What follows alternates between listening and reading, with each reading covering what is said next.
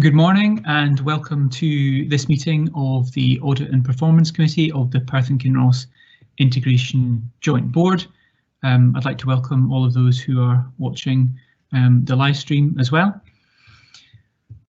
If we can start first, I'll ask committee services if they could confirm if we have any apologies or any substitutions for this meeting. Thank you, Chair. Good morning, members.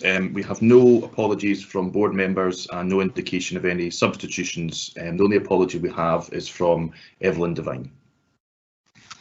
Okay, thank you. Can I ask members just throughout if they could indicate through the chat function if they want to speak, if they want to ask a question or to make a comment. First, are there any... Sorry, can I just interrupt you for a minute, Chair? There's a message online from Ronnie Erskine saying that his IT has crashed. So I think his intention is that he will be joining us, but he's obviously having some technology issues. Just okay. Sorry to interrupt you, but I thought you probably should know that. That's okay. No, I could see that, and I hope that the IT colleagues will be able to help assist him get back into the meeting. Okay, are there any declarations of interest from members in relation to any of the items on the agenda today? If people could please indicate.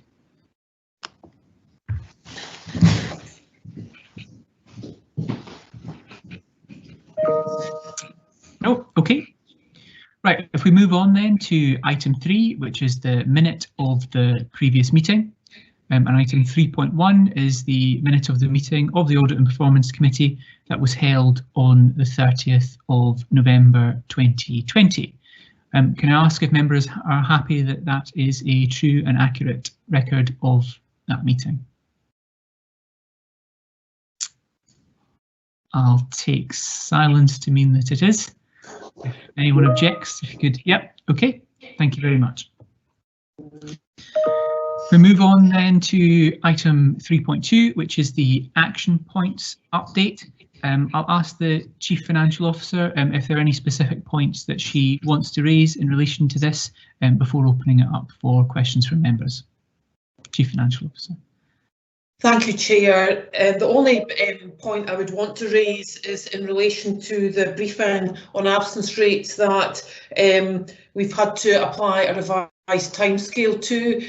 The COVID has changed the way in which sickness is reported, and whilst each health and social care are being supplied operational absence information to allow them to manage their workforce in relation to a strategic report that achieves consistency in terms of a report to the Audit and Performance Committee. That's required a wee bit of work, and our HR colleagues haven't been able to prioritise that at this point, and it will come forward as soon as possible. All I would say is the Chief Officer may wish to comment on the progress that has been made in certainly raising the point that was raised at the last meeting around a potential oversight group in relation to mental health services. Thank you. Chief Officer, do you want to add anything? Yes, good morning, everyone. Thank you, Chair. Just to advise committee that we have raised with the Vice Chair and the Chair of the IJB the suggestion that came from the Audit and Performance Committee that there may well be use and value in having a Tayside IJB oversight group in relation to mental health services, and they were minded to raise that with their counterparts in Angus and Dundee. And as the note suggests, I have also written to my counterpart chief officers in Angus and Dundee in this regard. I haven't heard anything back, but for the purposes of this action point, we should probably see that as completed, and I can provide, or the Chair can provide, updates in due course. Thank you, Chief Officer. I'll just first check. I know that the Chair of the IJB is in attendance at this meeting today, whether there was anything he wished to add on that specific point before opening up to members. Thank you, Chair, for the opportunity. It's there are regular meetings of the non-executive directors of board members of NHS Tayside, and the next one is due next week, and it would be my intention to raise this issue at that forum in the first instance. Okay, thank you very much, and thank you to both you, Chair, and the Vice Chair, as well as the Chief Officer, for progressing this. I think it would be a very welcome step if we are able to find some way of getting better governance in place for the hosted services across the 3 IJBs. So thank you. Right, I'll now ask if there are any questions from members on the action points update.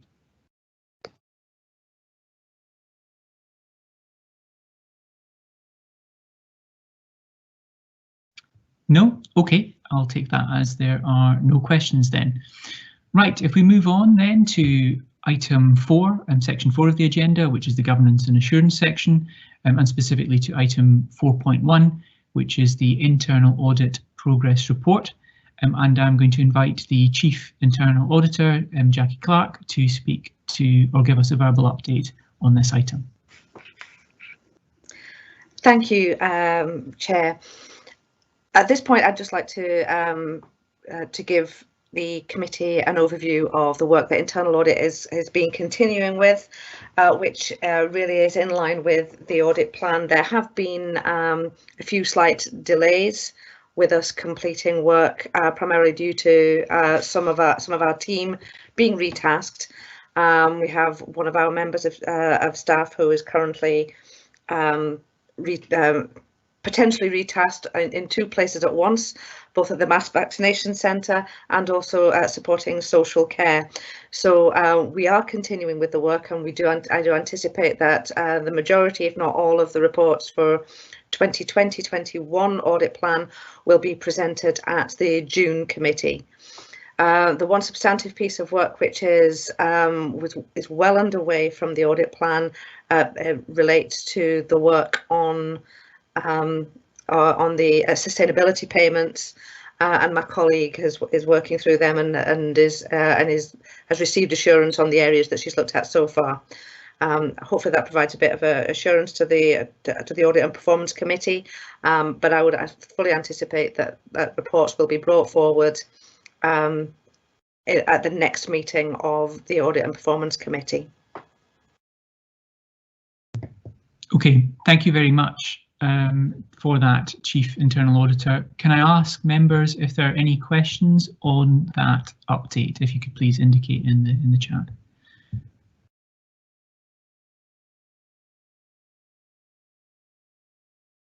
No, okay, well, thank you for that. Oh, no, we have a question from Councillor Mcdead. Councillor Mcdead. Yes, thanks, Chair. And this is my first Audit and Performance Committee, so you'll need to bear with me. I'm not really sure of the structure. But I just wanted to pick up on a point that I've noticed from reading the minutes and also watching bits of the last meeting around the retasking audit from during the pandemic. And I think this has been mentioned at the board in the past, and I'm just conscious that the Chief Internal Auditor did a similar bit of work in the council, and I'm just wondering if you can give us an update on that. Thank you, Councillor Mcdead. As it stands at the moment, there will be a regular commitment to a number of days per week where audit teams will be supporting the mass vaccination centre.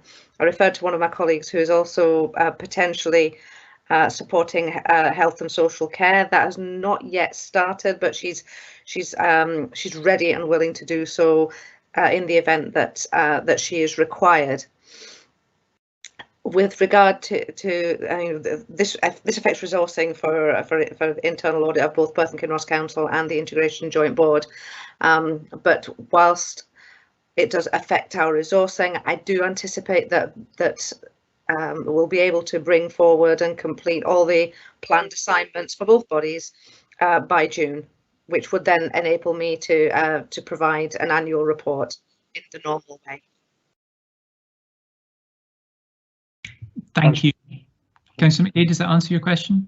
Yeah, no, I was just going to say that's really helpful. I'm pleased to hear that you're still on track for June, because obviously last year quite a lot was knocked out of the council agenda, the council programme anyway, just because of the circumstances, and obviously we all want to see the vaccination programme supported as much as possible, but obviously it's quite important that such a small team as yours, it's not affected.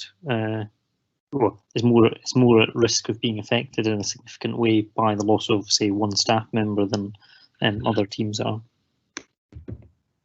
Absolutely. So as it stands at the moment, we haven't lost a member of staff permanently, and it is just supporting on 2 or maybe 3 days per week going forward.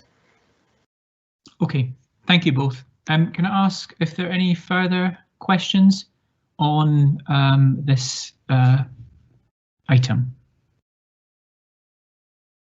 Okay, I'm just going to pick up on a question in the chat raised by Ronnie Erskine about the members of the Audit and Performance Committee. There are 2 members from each of the parent bodies.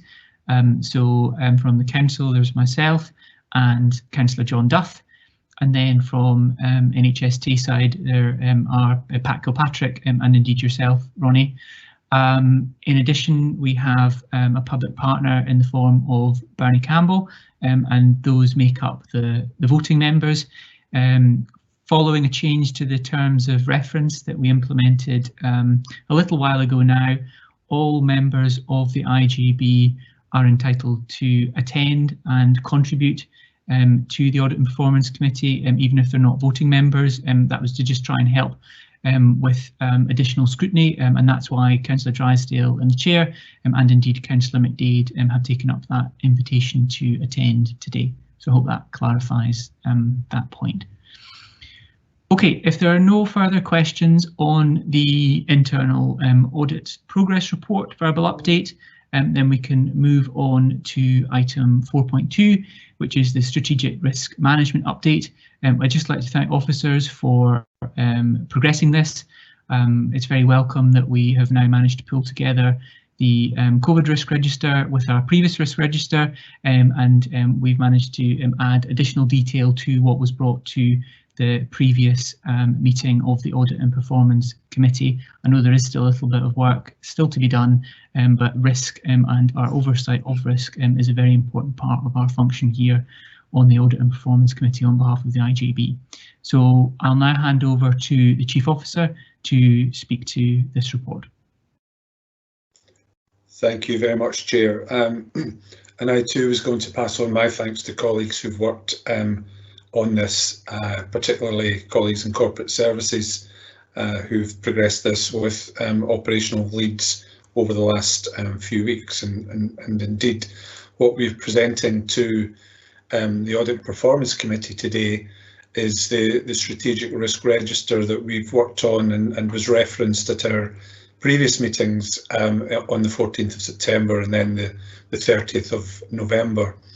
Indeed, at that last meeting, the 30th of November, we indicated that we required to do further work on the 13 strategic risks that had been identified. And at that stage, we informed committee that we would be self-assessing the effectiveness of the current mitigating controls and identifying further actions to seek to address residual risk.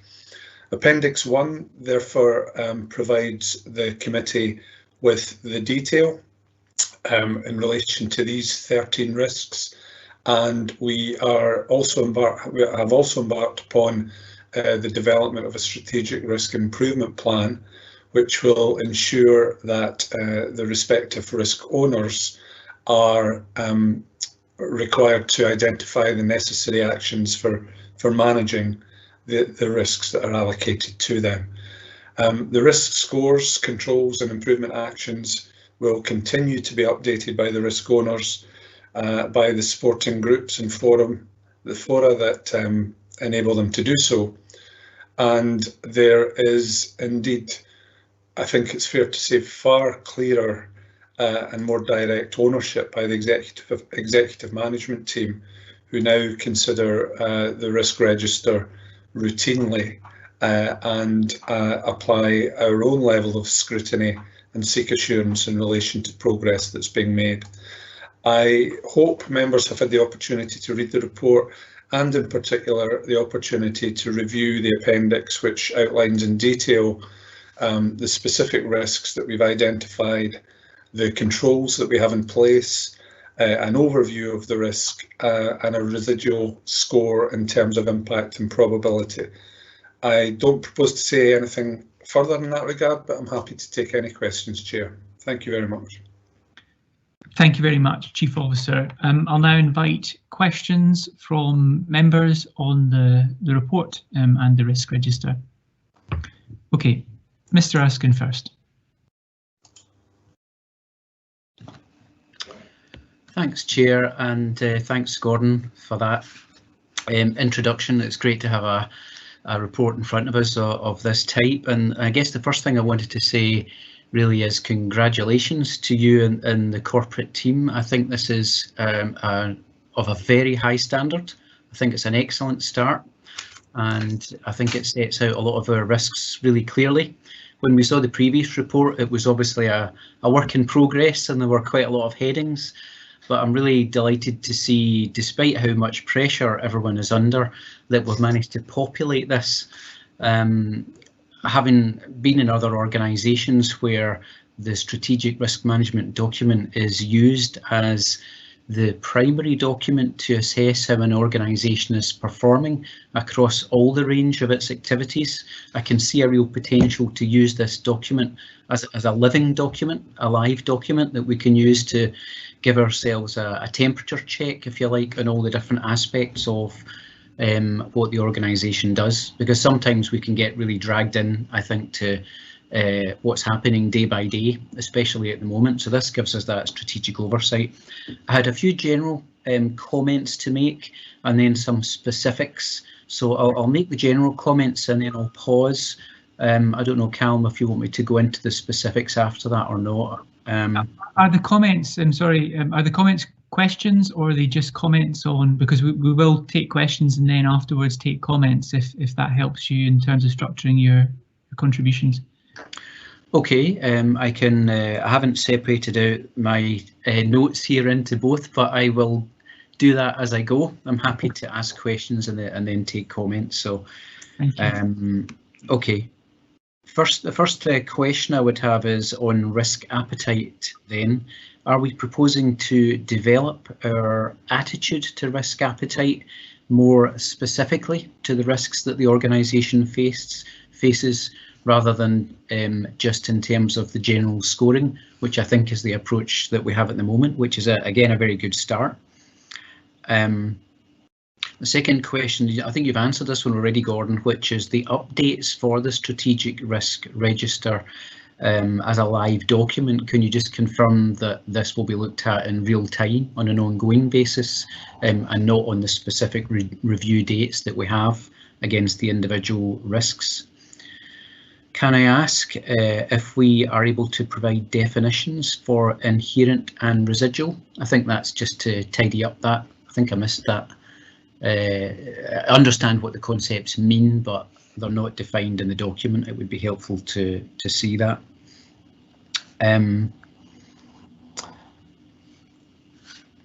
I'll leave a comment on risk scoring until later. On the specific risks on SR2, which is on page 20 of. Mind if I just pause and ask for answers on those? I'm just conscious that it might take a while to get through everything. So, if I can ask, is the Chief Officer, do you want to start on the question on risk appetite?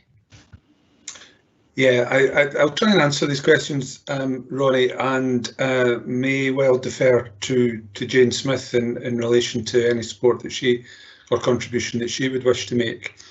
I mean, I think the question of risk appetite is a challenging one, And it's probably worth reflecting on that this is at the moment an assessment by senior officers and operational leads in relation to the current position with regard to these risks. And the mitigating actions and controls are those that we're, as officers within the Health and Social Care Partnership, enabled to apply and implement. The key thing for me is that, having sought to mitigate these risks, we are now reporting a number of high risks to the IJB to apprise yourselves as members of the IJB that many of those factors that continue to present challenges to us and are therefore described as red or amber risks will continue to impact on the Health and Social Care Partnership's ability to deliver the IJB's strategic commissioning plan, or not, depending on the extent to which it is within our sphere of control to be able to, or influence, to be able to mitigate those risks. I think the question around IJB risk appetite is probably one that we could usefully discuss, perhaps by dedicating a bit more time to this as a substantive piece within a development session, because it would be useful to calibrate and to consider the perspective of IJB members around the level of tolerance and acceptability some of those risks provide, but equally to bring forward some helpful challenge around whether or not we've got that pitched at the right level. And similarly, I mean, that could equally apply by way of an answer to your question about how we best define inherent and residual, because these, without necessarily having very clear and agreed criteria, could be open to a degree of subjectivity. So yeah, I think you're right to point out that this is very much a work in progress, but that work needs to be done jointly between officers and IJB members, because this is an opportunity for the IJB both to be assured on the activity that we within the partnership are advancing, but also to look to our statutory partners in relation to what they might bring to the table in order that we are better equipped to carry out the business and deliver on the strategic commissioning plan. So that's quite a detailed answer. I'd be keen to bring Jane in if she wanted to supplement that, and obviously I'm happy to pick up on any supplementaries. Chief Financial. Gordon, first of all, I just wanted to thank Ronnie very much for the positive feedback. This has been a significant piece of work, and it's very, very nice to hear that it's it's meeting the high standard that I know is expected. So that is extremely positive for us who are working hard to bring that forward. In relation to risk appetite, Gordon's set out the work that we would like to do as a kind of next phase in terms of working with IJB members, and the discussions I would like to have with our partner bodies now is how in terms of the expertise that resides in both NHS Tayside and in Perth and Kinross Council, can they support us to work with IJB members as part of that next phase around risk tolerance and risk appetite? I think we would seek the support of our partner bodies and their risk functions to do that and do it well, and to build on what we've done thus far. We very much see that as being as a next phase. In terms of your comments about the kind of live use of this document, I mean, I could not agree more that one of the main reasons we've put in such significant work into this is because we absolutely see this as providing IJB members with that vehicle for understanding the risks to delivery of their strategic plan, rather than the questions about operational detail. It becomes about the risk register, but that means that we as a management team need to be using it on a live basis, need to be updating it on a live basis, and I think there is a challenge for us there. And that's the challenge that we need to bring to ourselves, is to make sure we are using this, perhaps not week in, week out, but on a regular basis, and it becomes that vehicle that you've described, Ronnie. The final point you made was about definitions, and we fully accept the need for those clearer definitions, and we're working with colleagues across Tayside to make sure those definitions are provided on a consistent basis with the other IJBs. We thought it was useful to be doing that jointly, and there's a lot of work we're doing jointly, and that's part of that. Thank you. Thank you, Chief Financial Officer. Mr. Erskine, you had some specific questions as well, if you want to ask those.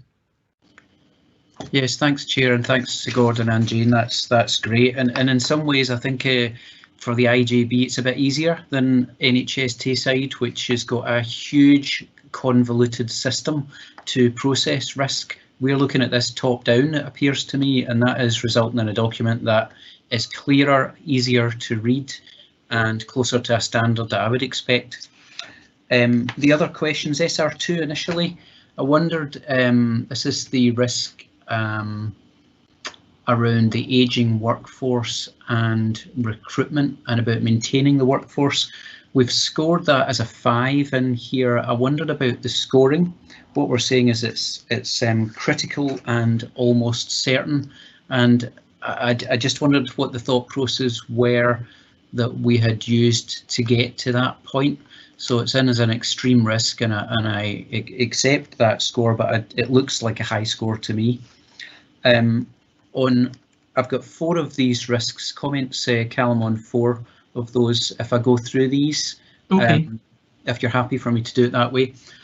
On safe working, SR3, we've got again a score of inherent risks from 5 and 5 down to 3 and 3.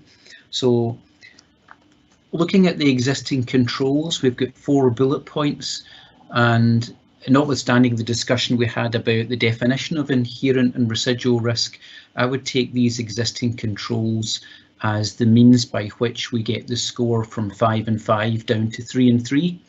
And I'm not sure those controls are substantial enough to justify that reduction in score.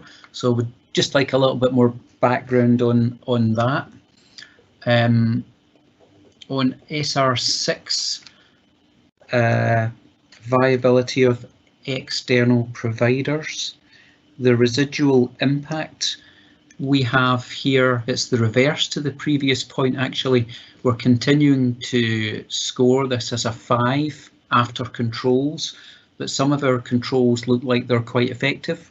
So again, I suppose these 3 are, I'm challenging the scoring on these 3, which I think is a role of a board member, you know, to understand the thought process behind them. And finally, if I can go to SR11, primary care, we've got quite a wide range of controls here, but the inherent and residual scores haven't changed at all.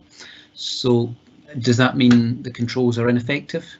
I suppose that's 4 sets of questions. I appreciate this is the first time we've gone into this in any depth, and I'm sure the areas that are covered in the register will be covered in the update to come. So I would just appreciate some early thoughts on those 4. Thanks.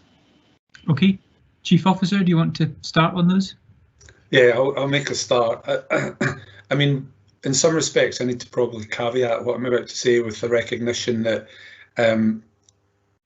the detail will be held by those fora and risk owners who are immersed in the activity pertaining to each of these. I have a bit of a more strategic oversight, but I would certainly be keen to make any comments I could, and again would potentially look for Jane to contribute. So the first query in relation to workforce, I think, is really just a reflection on the challenges that we know exist and that we're seeking to address through our workforce plan in relation to both the demographic profile of our workforce, but equally the significant national challenge that is facing health and care services in terms of recruitment and retention, and particularly the delay in that pipeline that would bring through sufficient numbers of qualified nurses, of doctors, of psychiatrists, of social care workers, of social workers, of MHOs.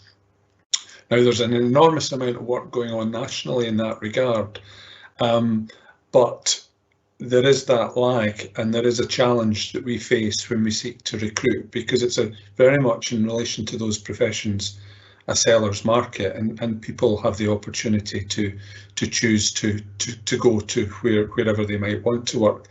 And certainly for newly qualified practitioners, particularly nurses, there is an expectation that they will work for the first period of their career in an acute service rather than necessarily coming to work in community services. So there's a number of factors that impact on our ability and the challenge that we're facing here. The ways in which we're mitigating it are around the development of a workforce plan, and it will take a much more forensic view of some of those pressures and challenges and the opportunities, and will also advance those actions that it is within our gift to advance in the context of thinking about redesigning posts in a way that isn't relying on those professions who we find it so difficult to recruit. So one of the very effective ways that we've sought to address that, for example, because we are unable to get doctors and consultants, is to develop the advanced nurse practitioner role. And that equally attracts nurses because it shows a career pathway and an opportunity for nursing colleagues. So there's a number of actions that are underway in that regard. And if I stop there in terms of SRO2 and ask Jane whether she would want to add anything to that before we move on to the other questions. No, Gordon, I think that was comprehensive. Thank you very much, Jane. So SRO3, safe working. Your concerns there, Ronnie, were that our control measures may not provide justification for the reduction in the risk score in terms of its residual or inherent scoring. So I think probably what we've described there are a number of committees or systems or processes that are in play that seek to ensure that our staff are working in a safe environment. Probably, and it's necessary in the context of how we've presented this information, there's lots of additional information that sits behind that, which are about practical operational delivery measures that are in train, that are ensuring that, particularly I suppose in the context of COVID, that staff are working in the safest environments because of the restrictions that are in place, the PPE that's in place, the training around infection prevention and control, the audits that are carried out in that regard, the reconfiguration of workspaces to ensure that people are able to maintain physical distancing. I think the challenge here more is about how we ensure that you get that level of detail to ensure that you are able then to be assured that that is a reasonable assessment that has taken us to the position where those scores have changed. And that, like so many other issues that we discuss in the context of the IJB and in its committees, it is a bit of a challenge.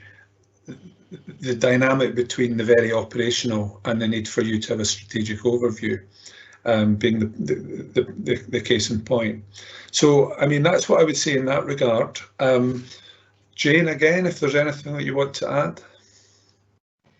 Yeah, just very briefly, Gordon, I think for safe working, this is an area which at the moment is almost our full-time job, and therefore both operationally and therefore strategically, the controls that we've listed, we absolutely know are working effectively, are working day to day, and are significantly managing that risk. So it is about the kind of the feeling of our professional leads in terms of the very strong control that we currently have that mitigates the risk.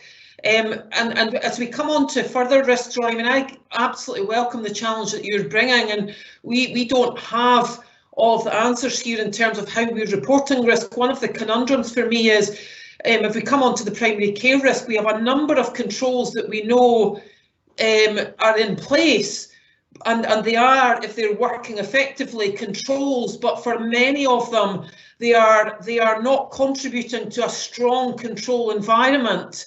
So you may have a long list of controls, but the residual score may still remain high, and it's how we convey that to the audit committee in a way that makes sense in terms of the way in which we're presenting the register, because you almost have to read between the lines to understand that despite a long list of controls, it's not hitting the spot. And it's that bit that I suppose I would welcome advice from wider expertise in terms of how we get that across in the way we're presenting some of this, and the impact that then has on how we're arriving at our scores. Thank you, Jane. I'll maybe pick up on primary care, but I think, I mean, your comments are really helpful, Jane, and absolutely, Ronnie, this is the kind of challenge that needs to inform our thinking. And each of the points that you've made will no doubt require us to do some work and think further about either presentation content or the depth of information that's available, as well as scoring, as you've rightly challenged. In terms of SR06, though, the challenge there was that you felt that the score on the basis of the controls we've cited could perhaps be lower. And this is a risk about the viability of external providers. Now, this is particularly a challenge in Perth and Kinross because we don't have an extensive, comprehensive range of in-house social care services provided by the council, and the majority of services are outsourced. So, you know, there are 43 care homes in Perth and Kinross, only 2 of them are run by the council. There are 115 or 20 staff providing care at home support through our HEART team, which is about short-term reablement support. But then what we do is we refer service users or hand service users over to be supported by the dozen or so independent sector, privately run care at home providers. So what we need to do here is to ensure that we have greater influence and control over the market and not be as beholden as we are at the moment to the vagaries of the private sector, who may or may not decide to continue to provide or to develop their business. And we need to develop a much more collaborative approach to the contracting and commissioning of our work, as well as recognise that there are particular aspects of service delivery that our partners in the private sector, independent sector, are unable to satisfy or unable to pick up. So we need to think about developing new models and approaches. And we do have quite an innovative, although early, initiative that's underway, where we're looking at building on cooperatives, and we're looking at using community assets, and we're looking at developing social enterprise in those areas of Perth and Kinross where we've been unable to persuade the private sector to continue to provide support. And that's because it isn't affordable, or it isn't in their interests, because they're unable to sustain delivery at the price that we're able to pay them. So we do have market supplements and we do have other incentives, but that still presents a challenge. Now, there's a lot of detail in there that really just, I think, seeks to highlight that all that we do still may not be enough because of the dependencies that we have on how that market has evolved. So there's a bit about us strategically managing the market, there's a bit about us delivering operational solutions. But the other bit that it would be really important that I acknowledge is that with 41 privately or third sector provided care homes in Perth and Kinross, the care home sector nationally has come under significant pressure and significant scrutiny in the course of the pandemic, and significant demands that are perhaps causing some further challenges to either private business people determining whether that's a market that they want to develop businesses in, or other care homes who are concerned about whether or not they're able to continue to sustain the arrangements that are in place. Now, the other fundamental aspect of this, which hasn't been factored into the scores in relation to SR06, is that we need to have a weather eye on the publication last week of the independent review of adult social care, because that has a lot to say about the future of commissioning, contracting, and the provision of care and how that is developed. So it's too early to say much more than that, because we know it's going to be debated in Parliament later this week, and we need to await the government's response. But that might be another example where a dynamic situation might influence the score, and perhaps quite significantly in terms of being beyond our control within the partnership or the IJB. So there's a lot in there. I shall probably pause because I'm conscious others have got other questions, and much of what you've said, Ronnie, as well as your very positive comments from the outset, is a really welcome challenge in terms of bringing your expertise to help us to think about how we can develop some of this further. Okay, thank you, Chief Officer. Mr. Erskine, was there anything you wanted to add to that? Yes, Chair, thank you. Just a couple of comments in response. I think it's really helpful to hear the responses, and I know it's the first time we've discussed this, so I appreciate the time taken to go into the detail. It's great. Just a few points. Firstly, the approach overall, a comment that Jane made. I personally would not change this all that much. I think having one page with all the content on it is great. But I do think it would be helpful to go through this, as you've suggested, Gordon, in a development session, to just try and tweak or understand some of the fine detail a little bit better from a member's perspective, and allow members to input into the development of this. The second comment, I think, again, you've raised around partners' role and whose risk is it, perhaps. Some of these risks, I think that's a subtlety in terms of the way the risks are presented, perhaps in a similar way in other bodies or with a slightly different angle. So again, I think a development session would help to cover that in more depth. And finally, a suggestion for something that's worked quite well elsewhere at some point a little bit down the line is the use of deep dives. If there's an area of particular interest, and it might even be the angle around adult social care, actually, how does that impact on a range of risks that we've got in the register? I would find it helpful to have a deep dive into particular areas, maybe a couple of times a year in the Audit and Performance Committee. I don't know what Callum's view and other members' view might be on that, but overall, I think it's a very strong start, and you've set a standard for NHS Tayside to aspire to in its board reporting. Thanks. Okay, thank you for that. If we move on to Councillor Duff, who I think has a couple of questions on strategic risks 9 and 10. Thanks, Chair. Yeah, I very much welcome the report. I like the style and the content. It's going to be very useful as we develop it further. In relation to SR9, which is about leadership team capacity, and SR10, which is about corporate support, both these risks were about capacity issues, and I think I'm right in saying that these were capacity issues that were identified pre-COVID, which presumably further exacerbates the position that we're currently in. In the overview, it talks about ongoing discussions with partner bodies taking place, and just wondered if Chief Officer was able to give us an idea of where these discussions are at, and if there was any timescale for resolving the issues. Thank you. Chief Officer. Thank you, Councillor Duff.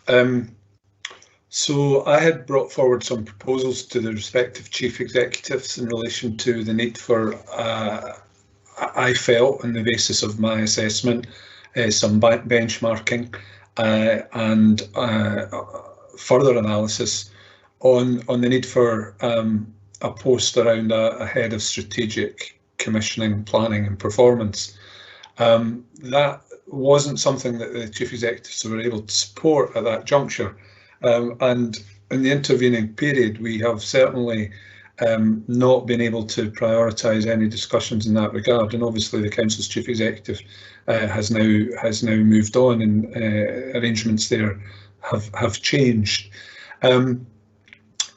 So there's further work to be done in that, and you're absolutely right. It's an issue that's been around for a while. It's been recognised in a number of our governance reports and self-evaluation that we did for the inspection, and I would argue is also a contributory factor to a number of the recommendations that led to the Inspectorate raising concerns about aspects of our activity in this regard.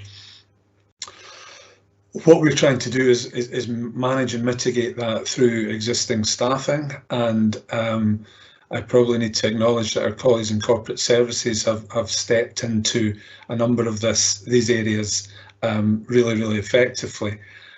However, COVID has as you've rightly indicated, really amplified the challenges that we experience in this regard. So we're really, I suppose, managing in a very difficult situation with a finite resource in as a less effective way than we believe we might otherwise. Now, some of that we've been able to move people around and change our focus because of inevitably having to prioritise our efforts to mitigate the impact of the pandemic. And that has given us a little bit of resilience, but it's meant that other things, sometimes things that the IJB would be keen to see progressed, have not been able to progress. I mean, the other way that we felt we might be better able to address this was through the collective discussions that were due to take place, and we need to reflect on this in relation to the review of the integration scheme. Because the integration scheme written 5 years ago probably doesn't accurately reflect the demands that are made on each of the 3 health and social care partnerships to deliver effectively in relation to things like risk, governance, support to IJB members, communication, etc., etc. So there are some examples of activities where we have our own provision in-house within the partnership, you know, and that's maybe around finance and some business support, admin staff. But what we don't have is IT and HR and communication support. We have to rely on our partners in that regard, and that's perhaps an arrangement that could usefully be updated. Although I have put a call into partners and to government around whether or not there will still be a need for us to progress the review of the integration scheme if it is likely that the government are going to take a much more radical approach in the context of their response to Derek Feely's report, as mentioned earlier.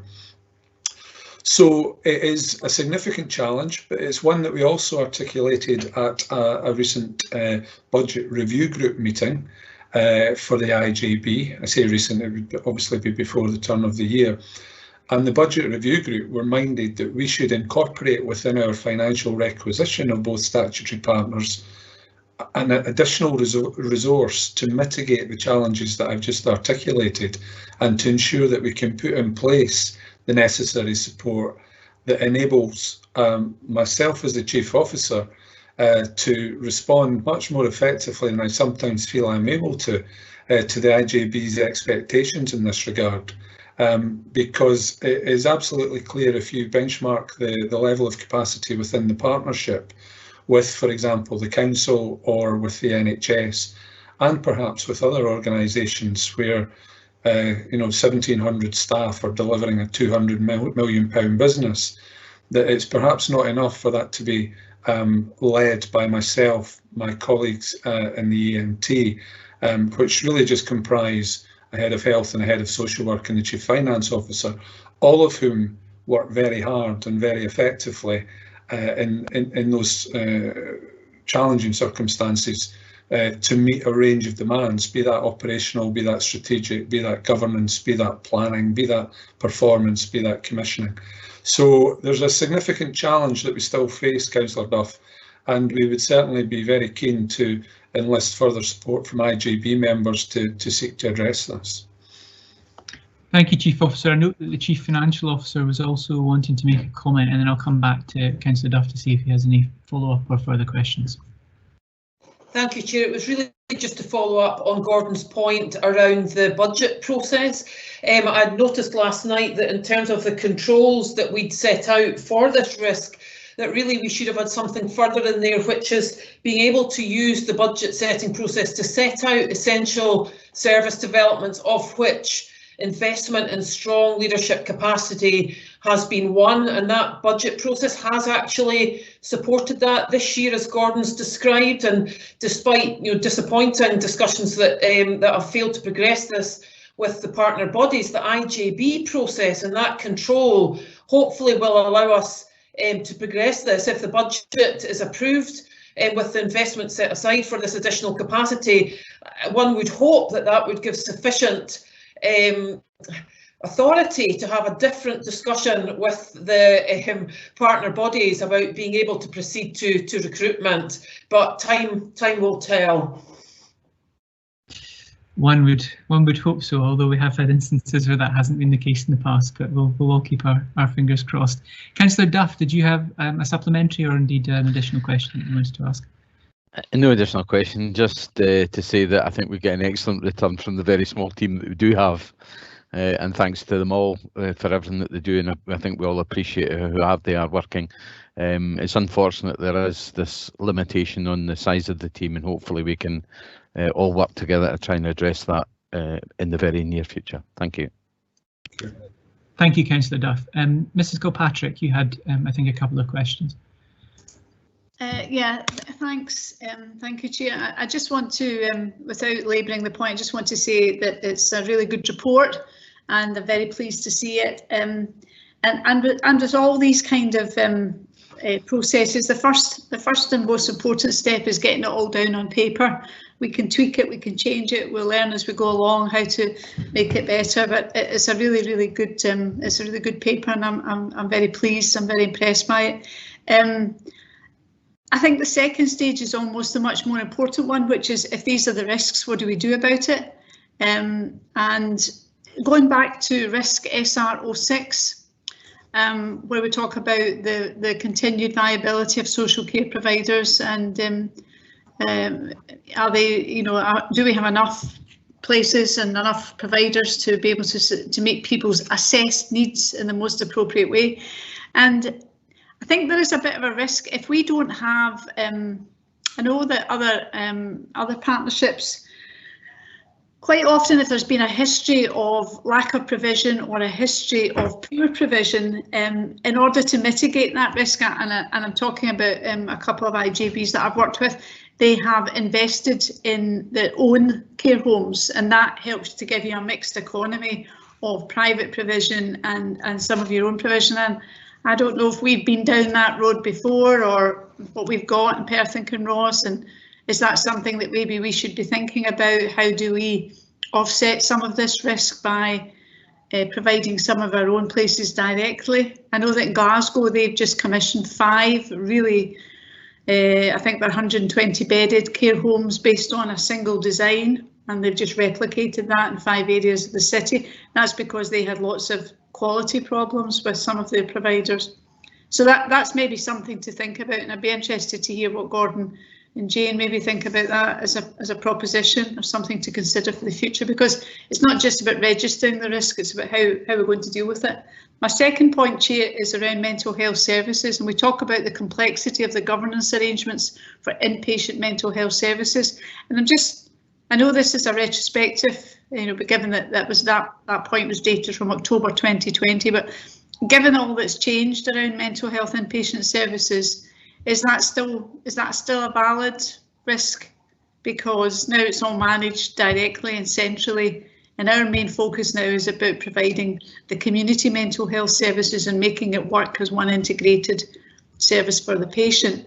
But our responsibilities for inpatient mental health have changed, so it's whether that remains still relevant, really. Okay, thank you. Chief Officer? Thank you very much, Pat, and thank you for your your positive comments about this report and the accompanying template. Those are very welcome and will be very heartening to the staff who've been working hard on this. So I really do appreciate that. In terms of SR06, the viability of external providers, I think again your points are well made.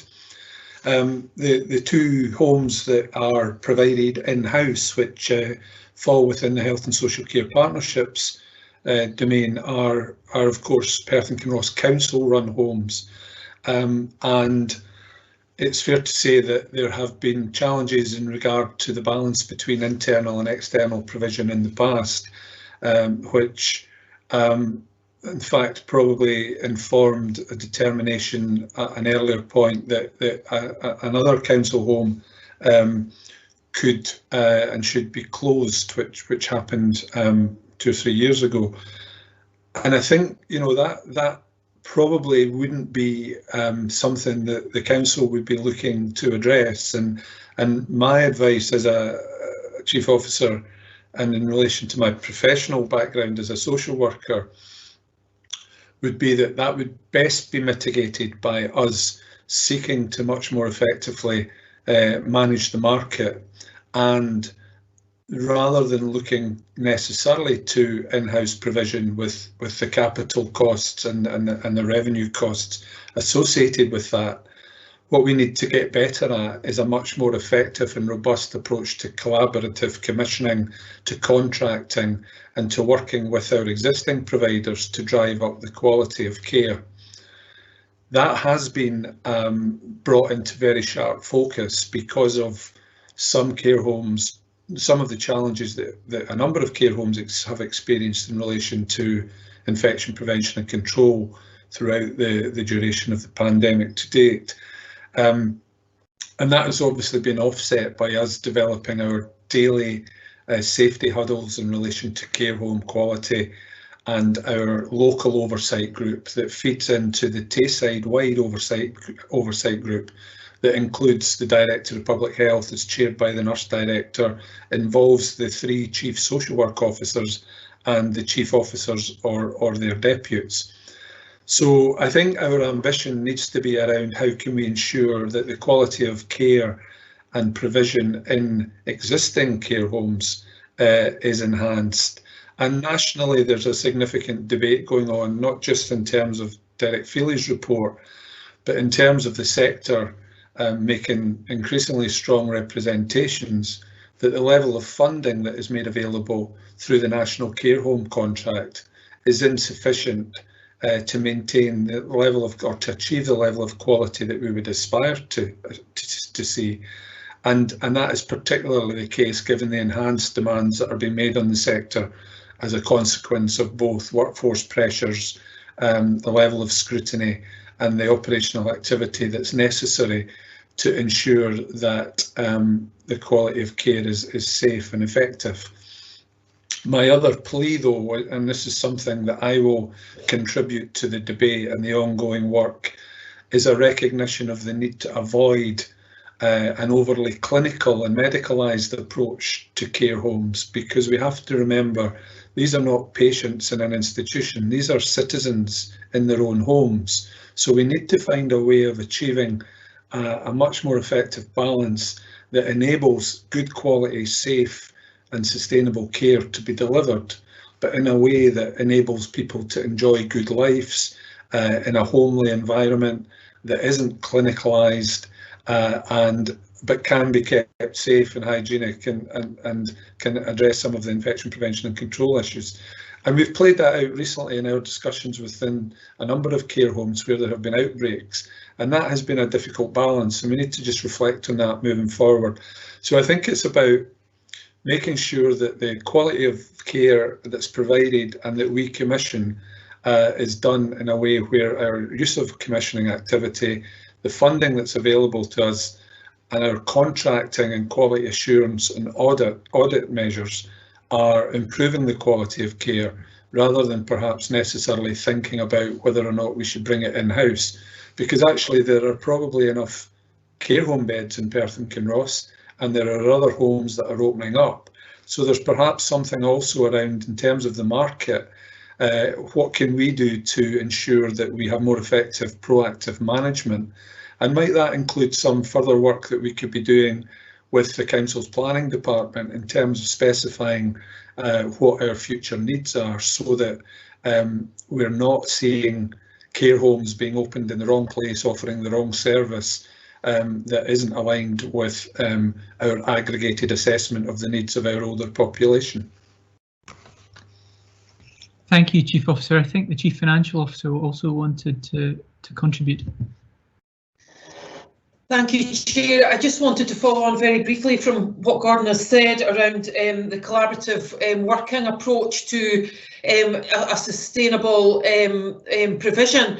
When we bring forward the 21-22 draft remobilisation plan to the IJB in April for consideration, a key aspect of that plan will be doing exactly what Gordon has described, building on what we've been required to do in response to COVID, and seeking to strengthen the market through our collaboration. So I'm really pleased that you've raised the question, Pat, because it shows the linkage between existing controls and what we are now going to be bringing in as further new controls through that remobilisation plan, forward-looking mechanism that will increase control and support to this particular risk. And as I say, we're seeking to bring that forward in April, and that this is a particular section within that plan.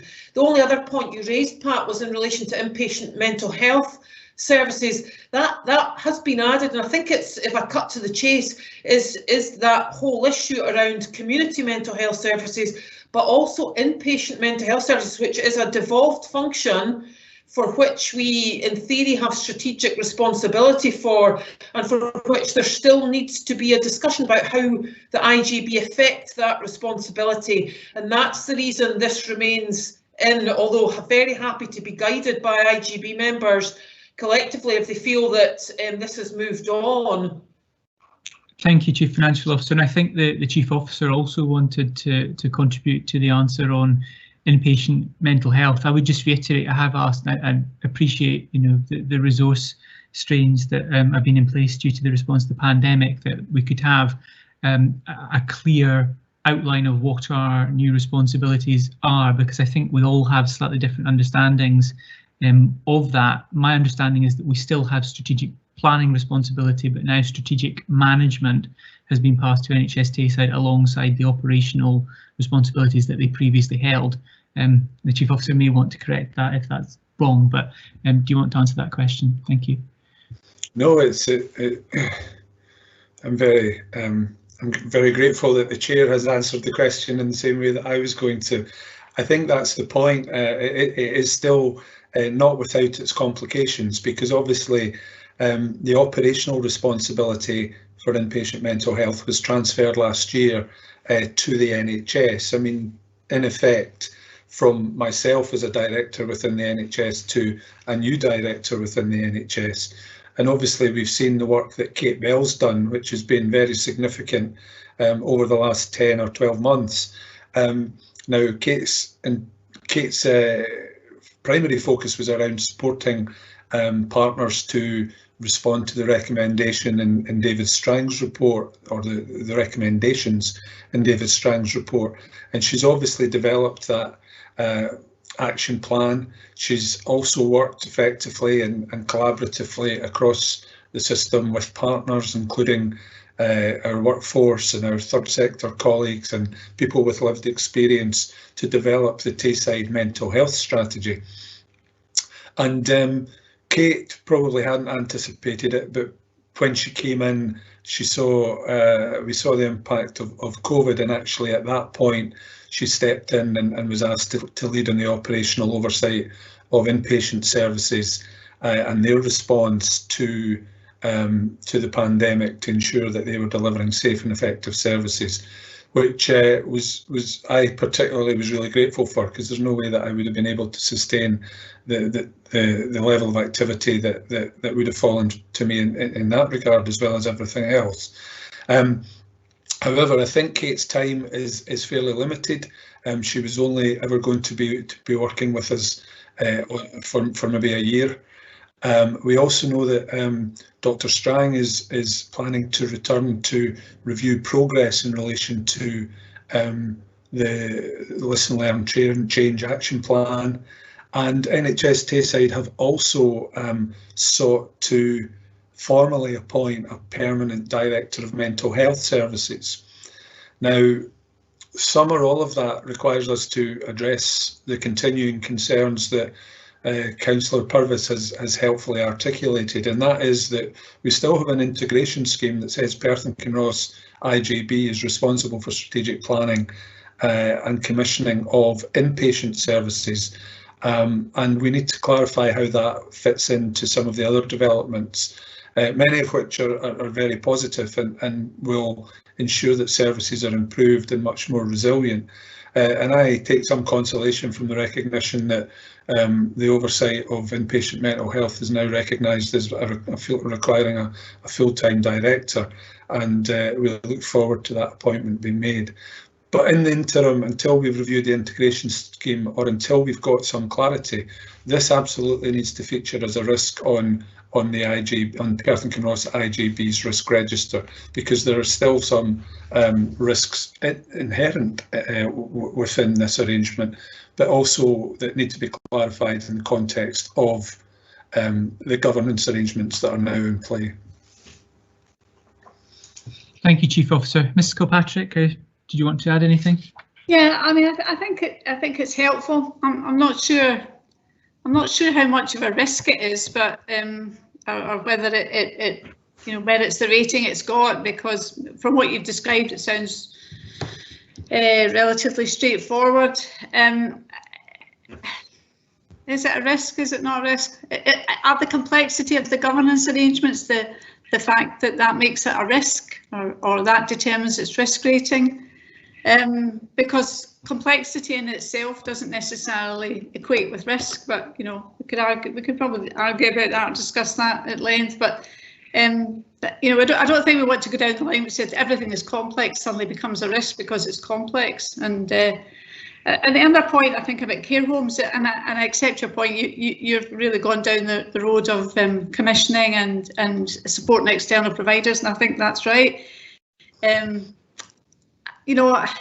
I don't think just because it's provided in the private sector it means it's a more homely setting than providing it yourself. You can still provide care homes which are homely, that are not necessarily clinical, because they are provided by the local authority. And having had two parents in care homes in Glasgow, you can see the difference sometimes between the homely care settings and maybe less homely care settings. But I don't think because it's provided by the local authority it has to be any less homely. But the principle that you've followed about commissioning and supporting commissioners, I think is fine, Gordon, and I'm happy with that. Thank you. Chief Officer, you wanted to come back in? Yeah, so a couple of points. Thank you for that, Pat. And you're right, we probably need more time elsewhere to discuss some of this in greater detail as necessary. I mean, I would say in relation to the mental health strategic risk, I think its complexity needs to be recognised, and I would use the following example to illustrate what I mean by that.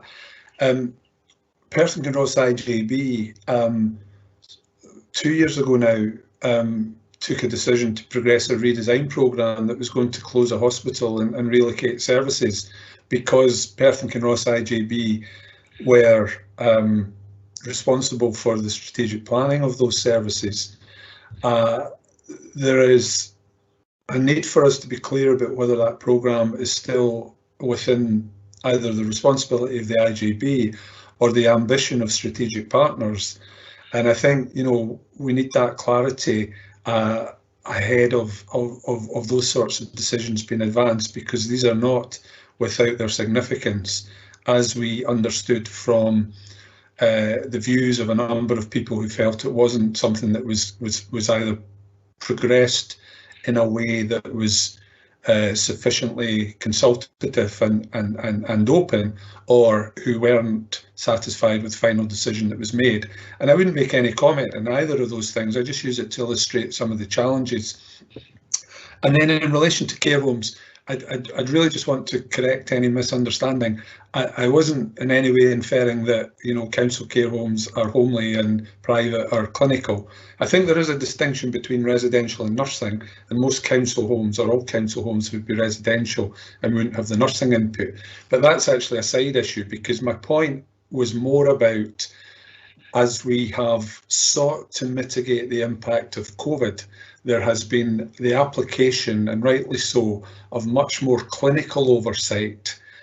So, for example, in order to ensure that a care home was not going to be, was less likely to harbour infection on surfaces, a lot of personal ornaments, we were asked to remove a lot of personal ornaments from people's rooms, etc., or the provider was. Now, we need to get that balance right. It needs to be the case that good professional and clinical standards are able to be achieved whilst we maintain a homely environment. And it wasn't the case that, you know, in-house good, private bad, or vice versa. I think this is being applied to all care homes at the moment, and we need to not lose sight of the fact, as Bernie has highlighted in the chat, in response to my comment, that we need to make these as homely as possible, whoever's the provider. Just a point of clarification, Chair. Thank you. Thank you, Chief Officer. If I could just make 2 points before we move on.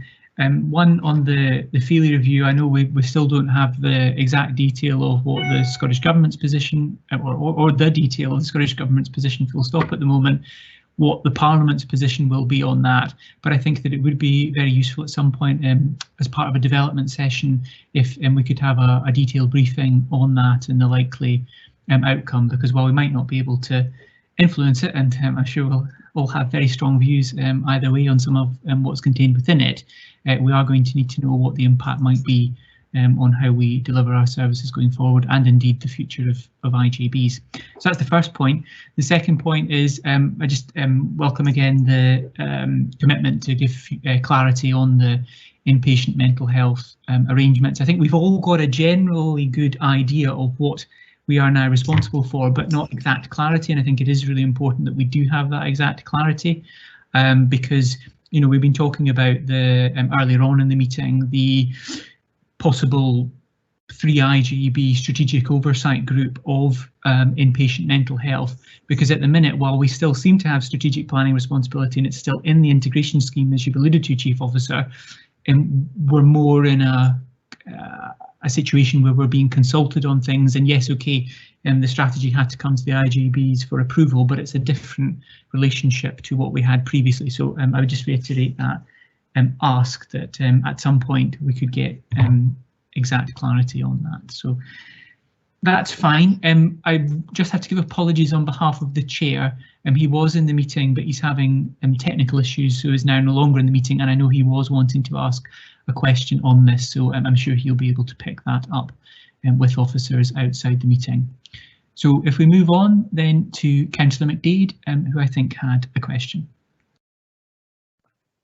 Thanks, Chair, and yeah, I just want to reiterate comments I think that have been made by other members, that this report is very clear to read, actually, and I think it's worth reflecting that if members of the public were to go on and read the papers, this would be very readable for them, and I think that's a really welcome direction for papers, and I really I think it's a positive step.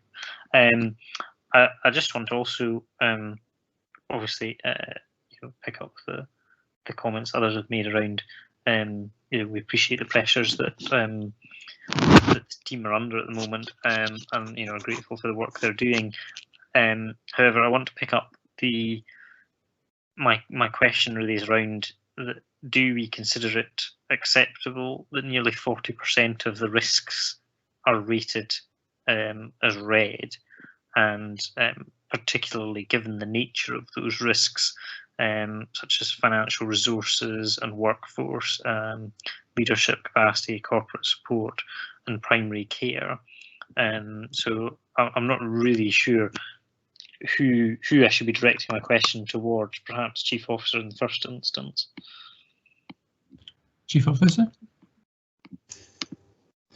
Thank you, Councillor Mcdead, and again thank you for your positive comments on this report. Yeah, I mean, I think your dilemma about to who you would be directing that question, I think, is probably similar to my own dilemma in relation to how we seek to address this, because on the one hand, as officers, we would not be content that so many aspects of the risk register were flagged up as high risk and red. But as officers, I think equally we have sought to mitigate to a degree, and there's more work to be done on this, each of those risks through the controls and actions that we've brought forward. So the question for me then would be, so does that mean that the IJB is either content that we have sought to do so, notwithstanding, you know, some of the comments that Ronnie particularly made, that we can recalibrate and reassess?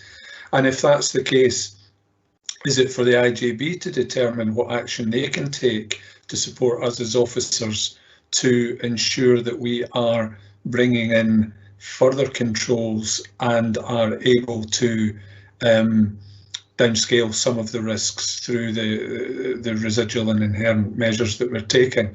Now, that in itself presents a challenge, because some of these give a nod to national developments that are beyond our control. For example, we know that we have an ambitious programme around primary care improvement, where the policy and strategic objectives are not matched by the funding that's come from the government.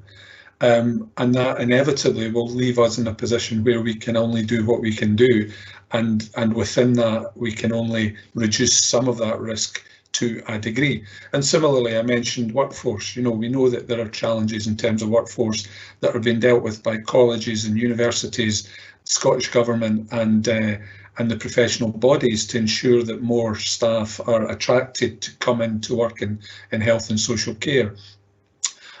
So there are a number of challenges there around the extent to which this is either within the sphere of influence or the sphere of control of officers. And then beyond that, if the IJB is satisfied that we have done everything that we can and there is still some significant risk exposure, to what extent is that within the sphere of influence of the sphere of control of the Integration Joint Board and its members in their relationship with particularly statutory partners? So absolutely, I think we should all be concerned that there are a number of risks that are red. And actually, I made that comment myself at the point when we were pulling together this paper, and felt that you know, that would be a reasonable challenge. But I suppose the challenge I would put back to IJB members is, if there is more you think we can do, then tell us, and you have done so, and we will take that on board. But is there more that as an IJB you can do to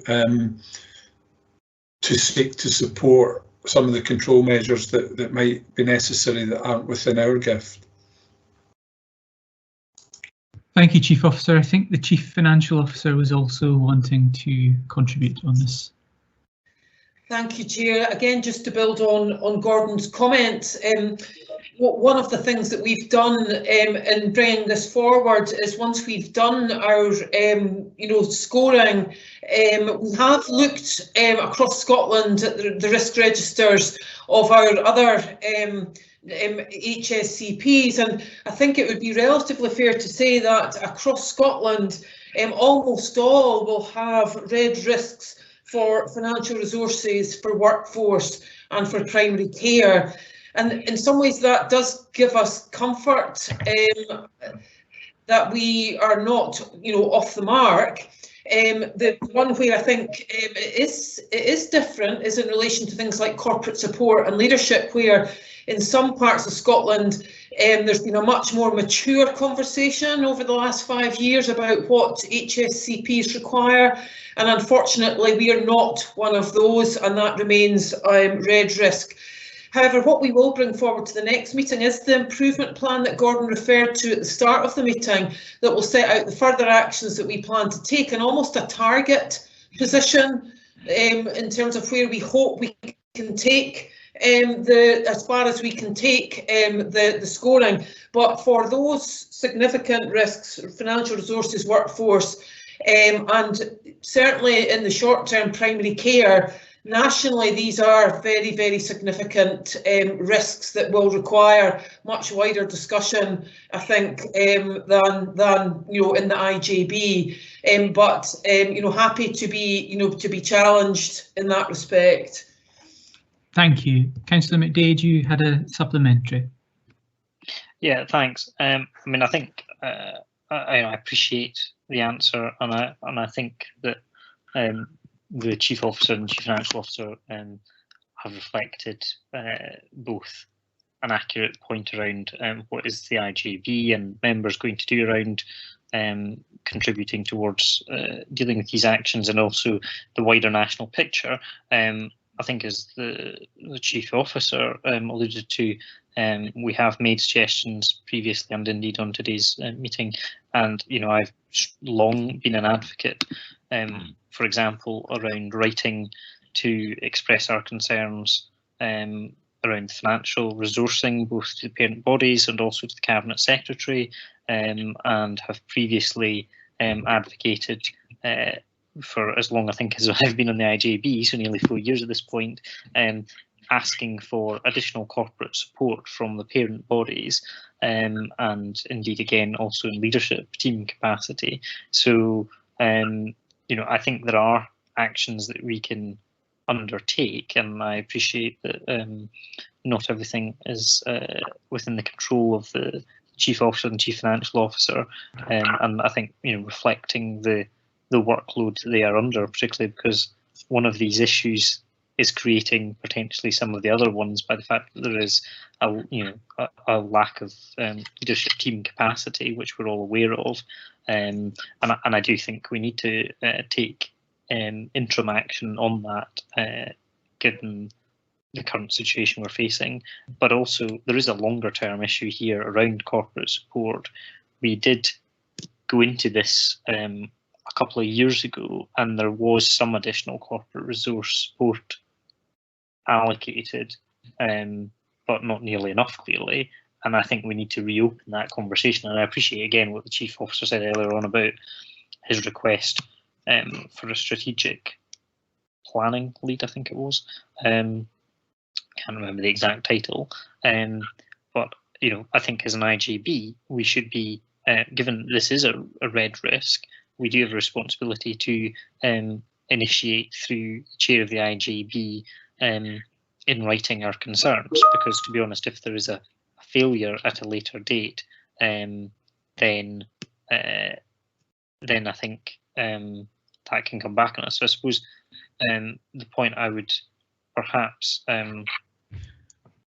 throw back is that is there essentially a list of things that the IJB can be doing that the Chief Officer and Chief Financial Officer can make a recommendation to us on, and if there is, are the Chair of the Audit Performance Committee and the Chair of the Board aware of those matters that they could take up? Chief Officer, do you want to comment, or I'm happy to answer some of that? So there may well be some specific asks that we can build in. I know that we've done through, as I mentioned, through the BRG, the Budget Review Group process, in terms of the financial requisition, the budget that we're looking to receive or have sought to receive in order to mitigate some of this in terms of leadership capacity and corporate support. That, though, doesn't necessarily mean that those amounts will be forthcoming, and all we might see is an uplift in relation to next year's budget based on the allocation that's given to the NHS and to the council nationally. So we can maybe give some further thought to whether some of the necessary or sorry, some of the shortfalls or some of the ways in which these risks could be mitigated could be presented as a series of asks either to the IJB or by the IJB to statutory partners as potential control measures. But Chair, I'm happy for you to supplement that with the points that you were wanting to make. No, I think that's a very good summary, Chief Officer. It was just simply to make the point that we have done that in the past on specific issues, not just in relation to the budget, but as has been mentioned on the risk sharing agreement and other areas where if problems that our officers have been trying to resolve through dialogue are unable to be resolved, that sometimes it would be useful for either the IJB formally to make its position known, or indeed for the chair and vice chair and others to make that informally as well. And that's maybe something that we can pick up through a development session about what type of areas and what specific issues we could raise in that way.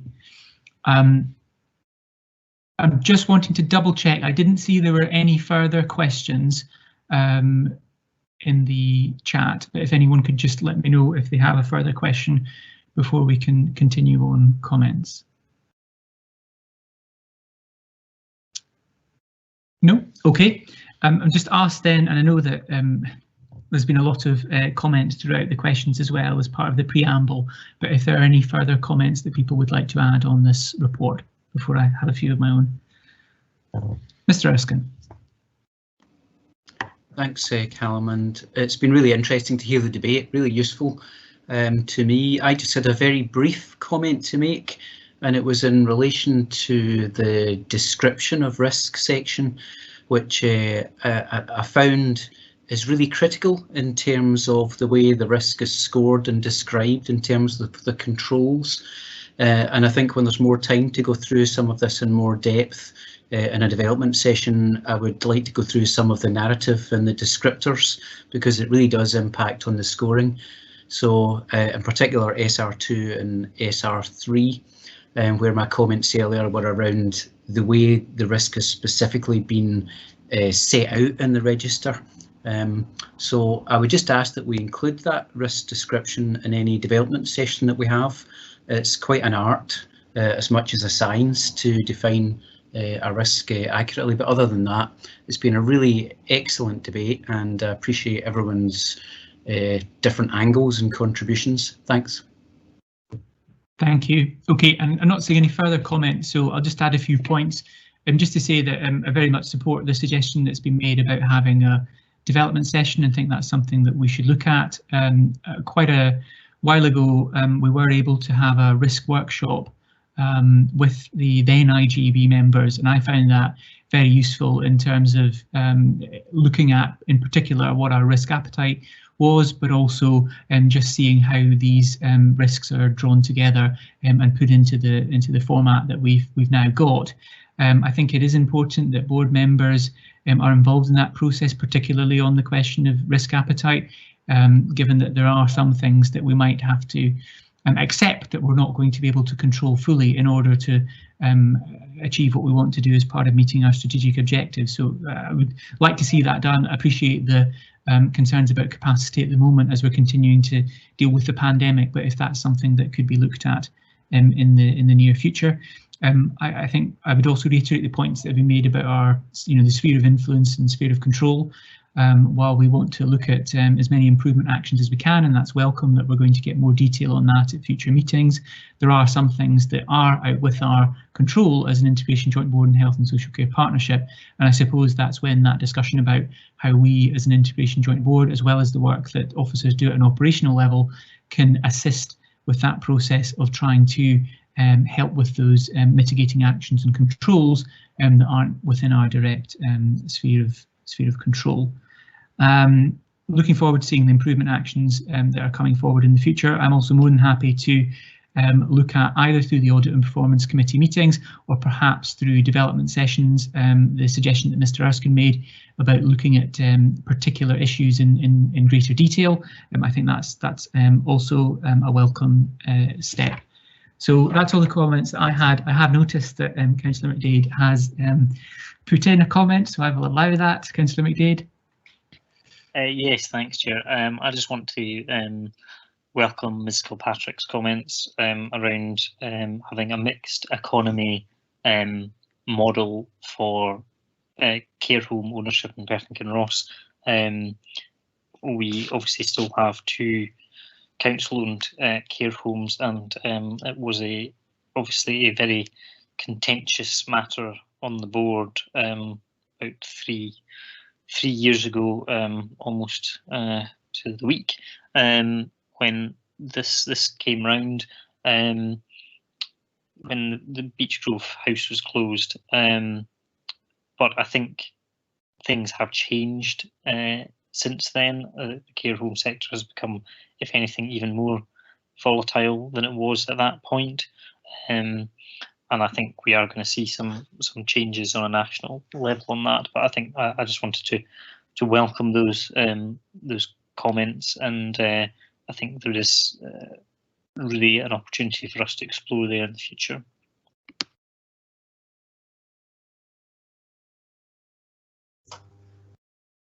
You're on mute, Chair.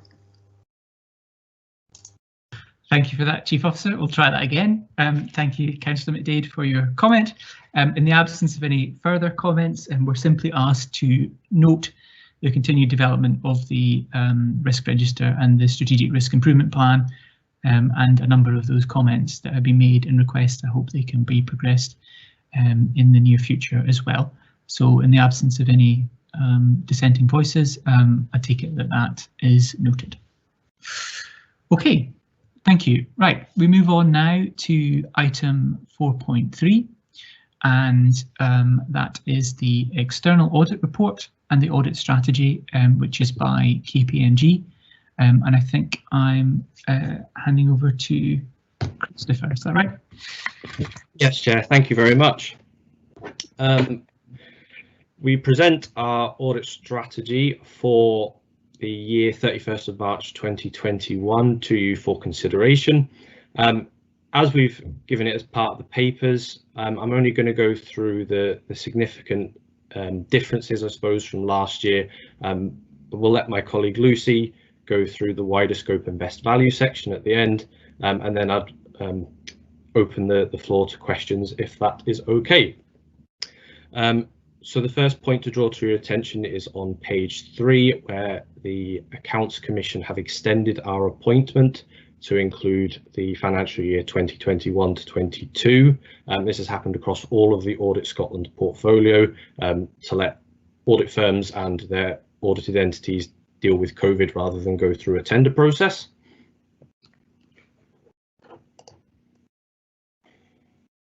Our audit risks are summarised on page 4, as is our materiality. There are no particular changes to the way we have calculated our materiality this year, but we will go on to discuss that a bit more later in the report. We're confirming our independence. On page 5, there's nothing that causes us to doubt our independence from the IJB. Onto page 6, materiality has been set at 2.1 million with performance materiality at 1.6, and we will report all misstatements to this committee that exceed £100,000. Onto our significant areas and other focus areas. The 2 main risks remain the same: the fraud risk from management override of controls and the fraud risk from income revenue recognition and expenditure. We rebut the fraud risk due to our assessment of the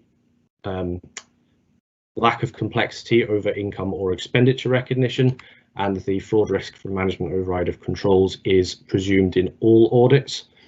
We carry out a certain element of randomness across our audit to deal with this, and we outline our high-level approach on page 7.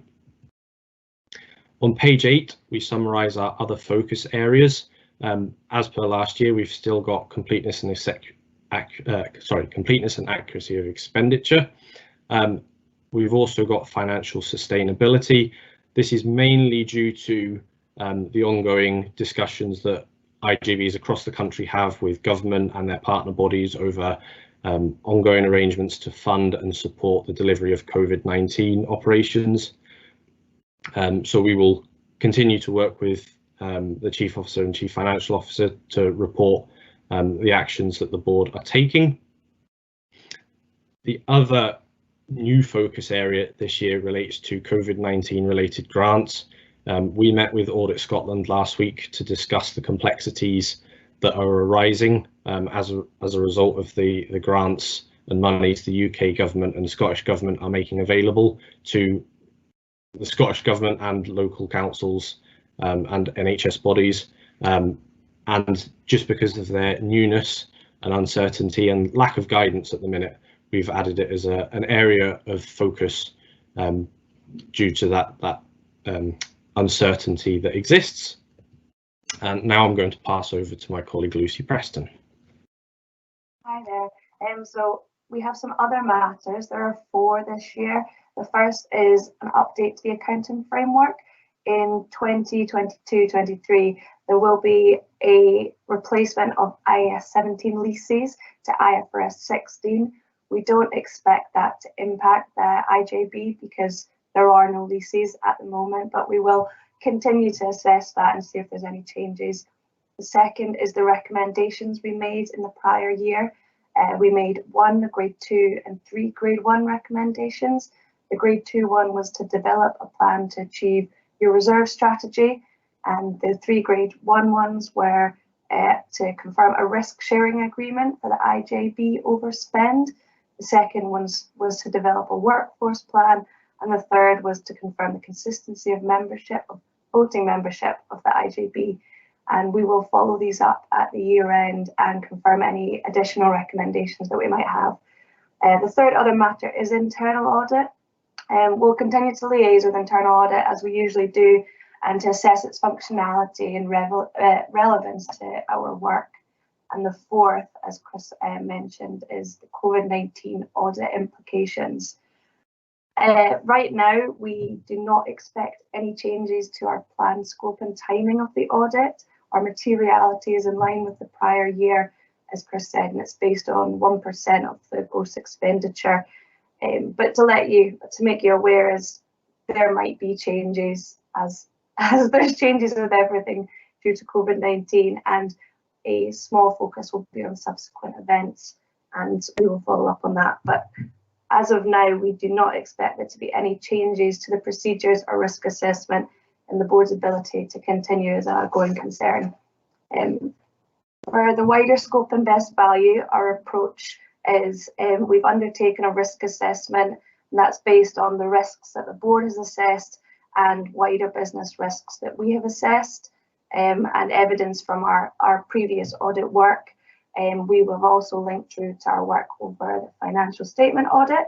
There can be some overlap of work, particularly around the control environment. So we just make sure there's no duplication, and we've done that, and we've included that as part of our risk assessment. The wider scope is based on the 4 dimensions that are financial sustainability, financial management, governance and transparency, and value for money. And we have tried to identify any significant risks. A significant risk, just to make you aware, the definition is if in the auditor's professional view, it is reasonable to conclude that the matter would be of interest to the audited body or the wider public. We have not identified any significant risks in relation to the wider scope this year. Our risk assessment that we've undertaken is, so we've not identified any significant risks, but we have identified focus areas. The first is in relation to the financial sustainability and financial management, and this identified focus area is demand pressures and the transformation programme. There is an inherent risk that the board is unlikely to increase any funding it receives, and therefore efficiency savings are required. The other specific focus area is COVID-19, and there is just an inherent impact on the board's financial health. Therefore, we'll be looking at that. For the governance and transparency dimension, our identified focus area has one that was introduced by Audit Scotland in the prior year, and we agreed with the board that we would defer that. We are now going to be undertaking work over that, and that is fraud and corruption in procurement. So there will be some additional audit procedures performed over that area, and they will include obtaining minutes, understanding the controls around related parties of board members and any transactions that have happened. And finally, the last one is value for money. And that's just how effectively resources are being used to provide services, and we'll just consider performance indicators and performance reporting around that. But if there's any questions, that's us finished now. Okay, thank you both very much for that. That's very helpful, and thank you also for your report on the strategy. If I could just, before I open up for questions, just make one point on the 1920 recommendations. I think on all four of those, as I said when you brought this before us in the past, we are all completely in agreement with those four recommendations, I think, and I'm not sure how much you were able to hear of the previous discussion, but it comes down to we were talking about sphere of influence and sphere of control.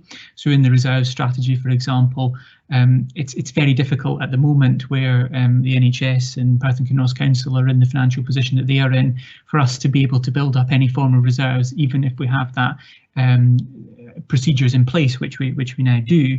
On the strategic planning capacity, as you'll have, if you've heard the discussion, that's something that we have reiterated, and again are now looking to make a formal requisition for that too. On the risk sharing agreement, absolutely we want to move to a proportionate share of that rather than on the operational share that they have at the moment. But the problem is that we're unable to get agreement from both parent bodies. We were able to get agreement with one, and then it swapped to the other one didn't want to do it, and now we're in the opposite position. So that's another thing. And on the board membership, I have written to both the parent bodies to reiterate our desire for consistency of membership. But on both sides, particularly on the council side, that's particularly difficult to do given the political dynamics of some of those appointments. So it's just to reiterate that we absolutely support all of those four recommendations, and we have been pushing very hard to try and get them resolved. But there is an element of some of these things are out with our control, and we'll pick up offline as part of that discussion we had a little earlier on if there's anything else we can do to try and push those forward. So I just wanted to make that point before I open up to questions. So I'll ask if there are any. I don't know if you wanted to say anything in response or whether that's fine. No, we completely understand that. We've obviously been in discussion with the Chief Financial Officer over the course of the past year, and certainly when we were doing our work last year to determine what the corporate team could do to assess that. So it's good to hear that it's had your input as well as chair, and obviously we'll have a look at it as we go forward through our audit. Okay, thank you. And actually having it as a recommendation from yourselves and the weight of that is one of those things that can help us in those discussions. Okay, Mr. Erskine, you had a question. Thank you, Callum. It's just one brief question, and it's on page 10 of the paper under COVID-19 audit implications, and it's the section around subsequent events. Could I ask that if, given it's quite difficult to know what that could mean at this point in time, could I ask that Audit and Performance Committee members are kept fully informed as to anything that might turn out to be material in that section, because it could have quite an impact on the accounts. Thanks. Absolutely. Sorry if I. It's all right. Yeah, on you go. Question. I was going to respond to say our subsequent events are obviously a standard inquiry as we complete our audit.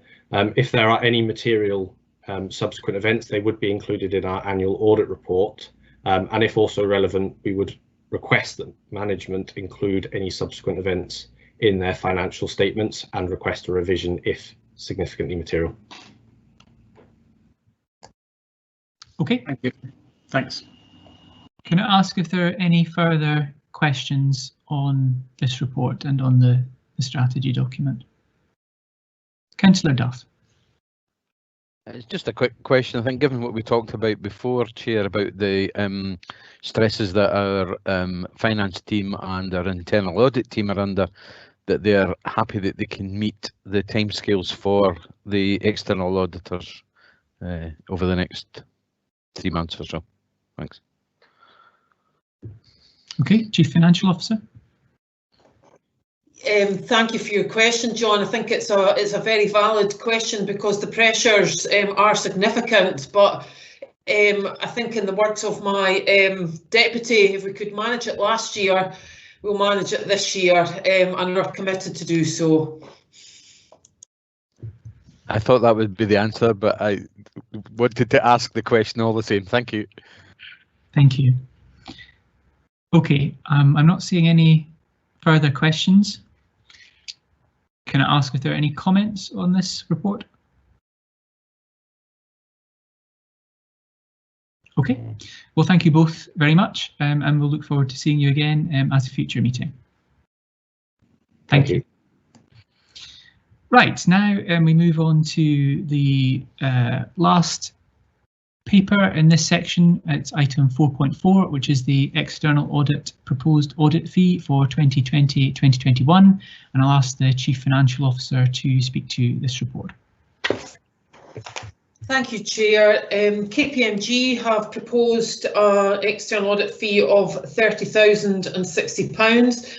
This is higher, at the higher end of the scale set out by Audit Scotland, and KPMG have indicated that the overall requirements of the audit, as they've just described, and the extent of that in relation to financial sustainability, etc., justify the maximum fee. The maximum fee was charged last year, and the proposal today to the Audit Performance Committee as that similarly the maximum fee is charged for the audit for 2019-20. Thank you, Chief Financial Officer. Can I first ask if there are any questions on this report? No? Okay. So the proposal, the recommendation as set out in the report by officers is that we note the proposed audit fee for 2020-2021 of £30,060, and that we authorise officers to accept the proposed fee for 2020-2021. Can I ask if members are happy with that, or if anyone who does not agree with that could please indicate? Agreed. Agreed? Yeah. Okay, thank you. Thanks very much. Right, we'll now move on to section 5, which is the performance section of the agenda, and on to item 5.1, which is the key strategic performance indicator report for the period to September 2020, which was Q2 of the current financial year. Yeah, we're still in this year. It's a very long year, hasn't it been? Right, I'll pass over to the Chief Officer to introduce this report. Thank you, Chair. Indeed, it's been a very long calendar year already too. Thank you for that. So this report, as intimated, is to provide the Audit and Performance Committee with an update on the Health and Social Care Partnership's performance in relation to the period up until September 2020. And this reflects our performance specifically in relation to the nationally recognised and agreed indicators, including those that were developed more recently in the context of the Ministerial Steering Group's review of the progress of integration. This report reflects our ambition to build quarterly reports and to present them to the Audit and Performance Committee in order that they can come together to meet the requirements to produce an annual performance report, which members will recall we have presented previously to the Audit and Performance Committee and the IJB a few weeks after the end of the financial year. In terms of an overview, members will wish to note the continued high levels of performance and effectiveness across a range of these indicators, However, there are a couple that are identified in section 3 of the report, which require some remedial action and further investigation, for we are concerned that they are either evidencing that we're moving in the wrong direction, or presenting information that would suggest that we're moving in the wrong direction. And I can clarify that in the context of any discussion or questions.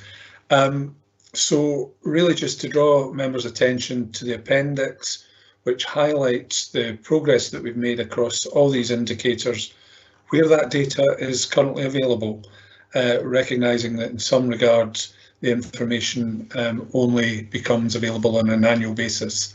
So I shall pause there and take any questions that members may wish to ask, Chair. Thank you. Thank you, Chief Officer. Just before we do that, it has been brought to my attention that we've been going for nearly 2 hours and that we haven't had a recess. I know we've only got the questioning on this substantive item still to go, and then a short discussion at the end. I'm just wanting to check whether any members would like a short 5-minute recess now, or whether they're happy to proceed. If you could maybe indicate in the chat, or just keep going, Chairman. Okay, right, great. Sorry, just wanted to check that all of our members are appropriately looked after. Okay, I'll now invite questions on this report then. If you could indicate in the chat, please.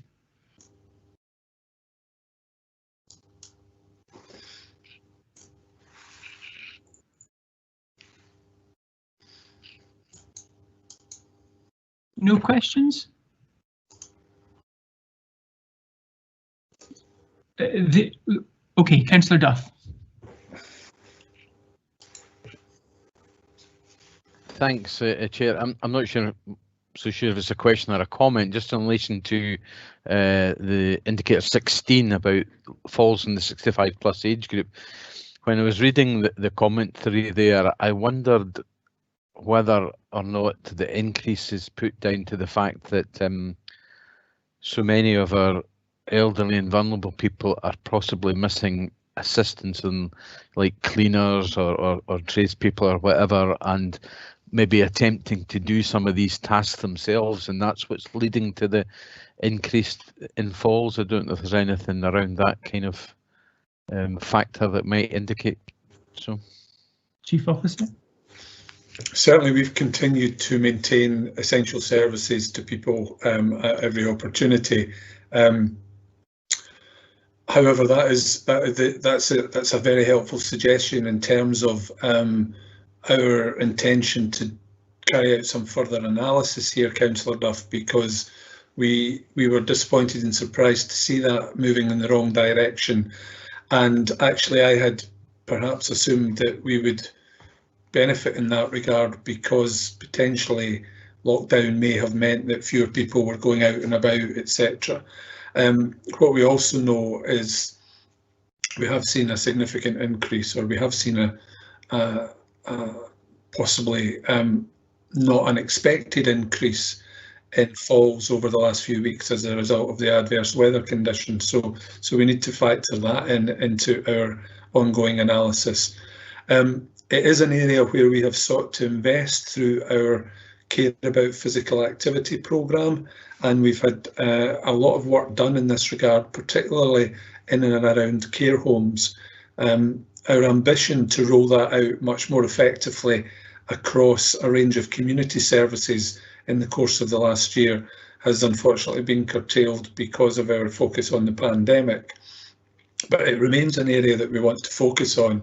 But however, at this stage, our main focus is trying to get behind those figures and actually see what it is that might have contributed, so that we can then obviously develop the correct response to the correct problem. Yeah, I suppose an indication of how many take place inside or outside might help to factor in on where these things are happening and why. Okay, thanks. We'll await some further information. Thank you. Thank you, Councillor Duff. I'll now ask Councillor Mcdead. I think you had a question. Thanks, Chair. Yes, and I think actually Councillor Duff's question there was a very interesting one actually, and I think that's yeah, definitely worthy of consideration. My question is actually on NI 14 about readmissions to hospital within 28 days of discharge per 1,000 discharges, 18 plus. So it's ragged as red in comparison to Scotland in Q2 here, and the commentary talks about the increase in readmission was noted previously and investigated, but that this is an overall increase in Q2. So I'm just wondering if we can get a bit more context around that, perhaps. Chief Officer. Yeah, so thank you, Councillor Mcdead. This is the particular point where I suggested that there may well be presentational issues rather than material issues, but we need to further investigate that. And whilst this indicates that investigations were underway, I don't think it's the case that they've necessarily concluded, because the 3 health and social care partnerships have raised concerns around whether or not this is a recording issue.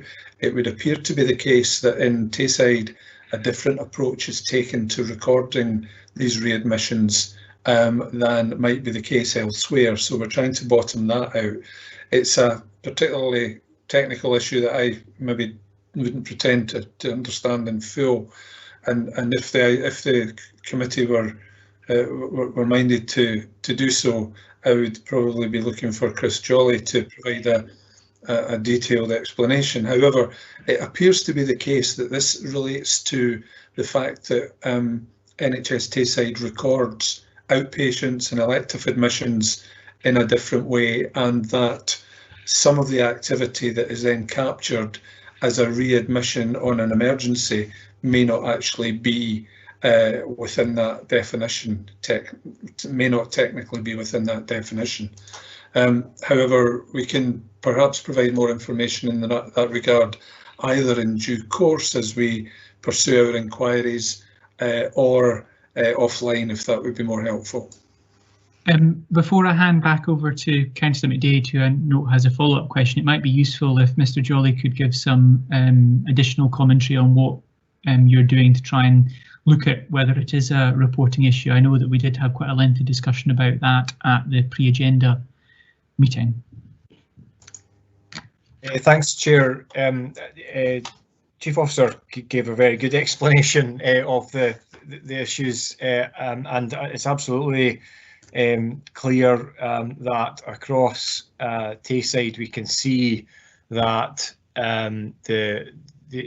all of the 3 Tayside HSCPs have a comparable performance, which is in terms of how it's described is greater, a higher level of 28-day readmission than would be seen across Scotland. We're working with our colleagues within Leicester Local Intelligence. I'm just forgetting now the full title, but our data colleagues within Public Health Scotland have investigated this and are continuing to do so, and are helping us with that further explanation.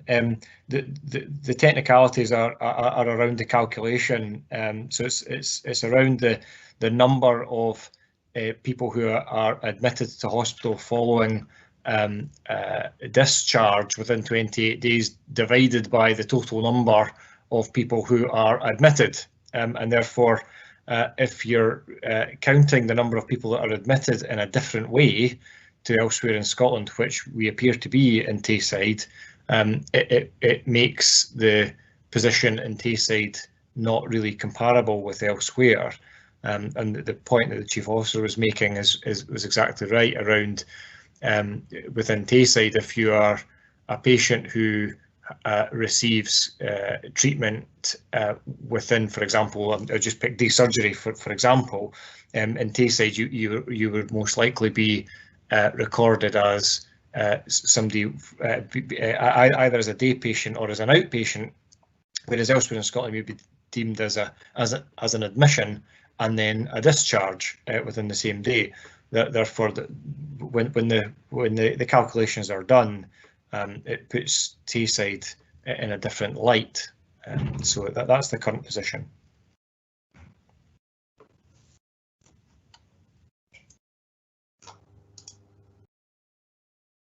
You're on mute, Chair. Oh dear. Right. Not a good day today. I was just wanting to say, could I add something else just before I hand over to Councillor Mcdead for his follow-up, who I know is waiting patiently, and Mrs Kilpatrick also has a question. But just another issue that we discussed at the pre-agenda, which I think would be useful to air in public forum as well, was one of the concerns I raised on the face of it about the potential perception that there could be a link between the delayed discharge and also the readmissions. And so if we're getting delayed discharge down and we're overperforming on that, could that explain the fact that we are underperforming on the readmissions, and that perhaps that could also be explained by some of the reporting, just for some reassurance on the work that you're also doing specifically on the interrelationship between those two factors? Yeah, so you're right. We are continuing to investigate the relationship there, but you know, the way that the figures are calculated, and we don't have a conclusion to that investigation, would be the first point to make. But we are continuing to look into that with our public health analyst colleagues. The point to make, however, just at this point, is that the readmission, as it's defined within the calculation, relates to any matter. So if somebody is discharged having been in for whatever reason, and they are then readmitted using, you know, I refer to my previous comments about what readmission means. If they're readmitted for something which is entirely unrelated to that, they are still captured as a readmission, and so the measure is imperfect in that way. But we are continuing to investigate any relationship between those two measures, and to gain a broader understanding of that performance with colleagues in both Dundee and Angus as well, so we can better understand it. Okay, thank you very much for that, and it would be good to have an update when you have one. First, I've got a follow-up from Councillor Mcdead, and then I'll go to Mrs Kilpatrick, who had a question. Thanks, Chair, and thanks both to the Chief Officer and Mr Jolly there for their answers. And actually, I mean, their answers have provided a lot of interesting points. And actually, it's more of a follow-up on that, on part of their answer, essentially, in terms of we're obviously doing this in a consistent way across Tayside, but it would appear that it's not being measured in a consistent way across Scotland. And we've obviously seen some of this during COVID with different countries measuring deaths in different ways, etc. And I'm just curious to know if there's any work being done at a national level, because obviously we now have Public Health Scotland. I'm just wondering if there's any work being done at a national level to try and bring those measurements into a bit more of a comparable state by ensuring that they're being recorded and measured in the same way. Obviously, if we're doing it across Tayside, it is possible to do it in a way across the same in the same way across different areas. So I'm just curious if there is any discussion going on at a national level about doing that on a larger scale. Hi, thanks, Councillor Mcdead, for the question. Chair, will I just come back? Yes. Yeah, thanks for the question, Councillor Mcdead. I can't specifically answer your question in relation to discussions at a national level to bring things into a comparable position, but what I am able to say is that we're working with colleagues within Tayside to flag that there is an inconsistency in how this is reported, and as early as this morning I was having discussions with colleagues in Dundee around how best we take that forward, and we have got to the point where we're looking to draft a letter to Scottish Government to discuss these differences in respect to this particular measure and to seek how best we report it in the future. In terms of addressing the manner in which it's recorded locally and bringing that into line with Scotland, that may be a bigger challenge given the range of services that are involved across statutory partners, NHS Tayside. So I wouldn't be able to comment further on that just at this time. Okay, thank you. Sorry, Chair. I just want to say thanks to Mr. Jolly for his answer, and that's really positive because I've been about to suggest that the Chair write to somebody, so that's very helpful that the work's already ongoing. So thank you for your answer. Okay, that saves me a letter. Thank you, Councillor Mcdead. Mrs. Kilpatrick. Yeah, thank you for your answer, Christopher.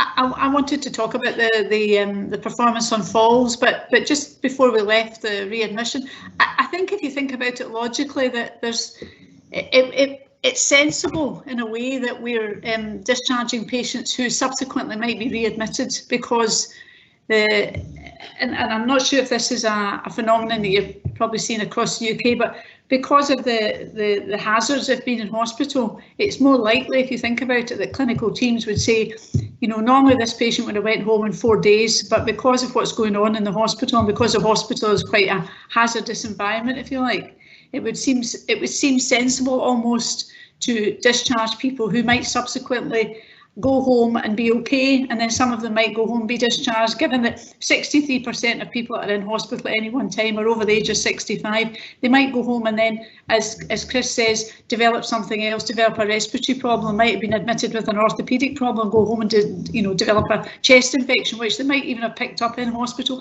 I think the key thing for most clinical teams, if you talk to them just now, is keeping people out of hospital is the best possible scenario. So I don't think it kind of feels intuitively right that we probably would have a higher readmission rate just now. That's what I want to say about that. The second point I wanted to make was about the falls data, which is not bad in any sense. It's not bad, but it's really about questions really about what measures have we got in place. I mean, given that our population in Perth and Kinross are becoming more frail, becoming more elderly, it is likely that we would anticipate that the falls rate would go up because we've got an elderly population, and people are, and they're not getting out as much, they're not doing as much, so physically they're more sedentary, and therefore when they stand up, whether it's their eyesight or low blood pressure, or they've got an arrhythmia or whatever, it's more likely that people stumble and fall. So the falls rate, it's really a question, I suppose, to Gordon is, are there any, I'm assuming we've got a falls programme and we've probably got a falls team, I don't know, where people are assessed and can get, backup physio or whatever, get their eyes tested. Have we got that sort of thing in place in primary care? And I don't think there's probably anything we can do about it in the interim, but maybe it's just one to watch as the population gets a little bit older and a little bit more frail.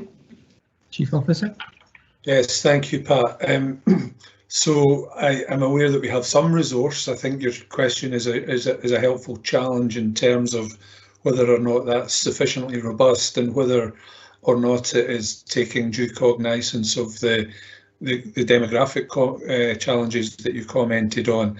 Our approach has also been around investing in care about physical activity, which, as I described, is a programme where we're actively encouraging people to remain active and to continue to take exercise, and have a number of programmes that support people to do so. As I say, that's particularly focused on care homes. Our ability to roll it out more effectively has been curtailed, but we will be looking to do so. But your points are well made, and we'll look further into that, as are